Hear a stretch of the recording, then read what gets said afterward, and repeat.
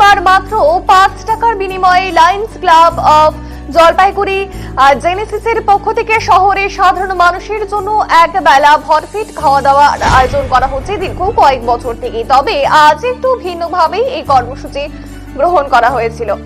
এদিন কাউন্সিলর স্বরূপ মণ্ডল এই আয়োজনে সামিল হন। কিছুদিন আগেই তার মা পারুল মণ্ডলের বাৎসরিক কাজ সম্পন্ন হয়েছে। তার এবং তার পরিবারের অন্যান্য স্বর্গীয় সদস্যদের স্মৃতির উদ্দেশ্যে এই দিনের আয়োজনে সামিল হয় বলে জানান তিনি। এদিকে সংগঠনের সদস্যরা জানান প্রায় 4-5 বছর ধরেই বজরং আহার নামে এই কর্মসূচি সংগঠনের তরফ থেকে চলছে।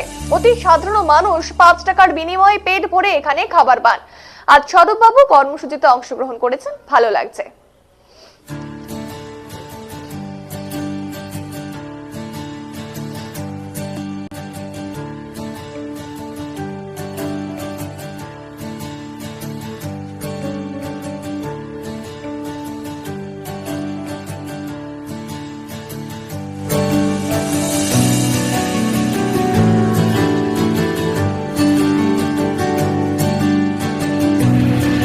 কি বিষয় দেখুন, Lions club of Jalpaiguri Genesis এরা প্রতিটি শনিবারই জন আহার কর্মসূচির একটা এরা অংশ নেয়, মানে একটা পরিকল্পনা নেয়। অর্থাৎ সাধারণ মানুষকে 5 টাকার বিনিময়ে এরা খাদ্য বা যেগুলো আছে সেগুলো সমস্ত কিছু এরা সরবরাহ করে।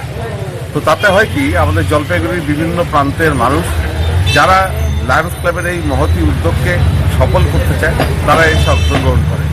আজকে কিছুদিন আগে আমার মাতৃদেব তার বাৎসরিক অনুষ্ঠিত হয়েছে, মৃত্যুবার্ষিকী, এবং আমার ছর্দি অর্থাৎ যিনি আইনজীবী হিসেবে কর্মরত ছিলেন প্রান্তিকা মণ্ডল, বা আমার বাবা শ্রীরাম মণ্ডল, যারা পরলোকগত হয়েছেন বা পরলোকগতা হয়েছেন, তাদের স্মৃতির উদ্দেশ্যে আজকের এই জন আহার কর্মসূচিতে আমরা অংশগ্রহণ করেছি, আমাদের পরিবার অংশগ্রহণ করেছে।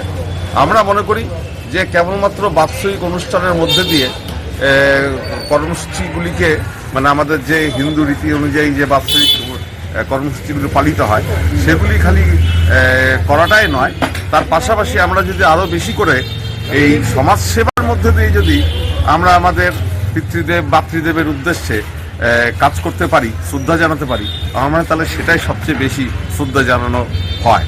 কি বিষয়?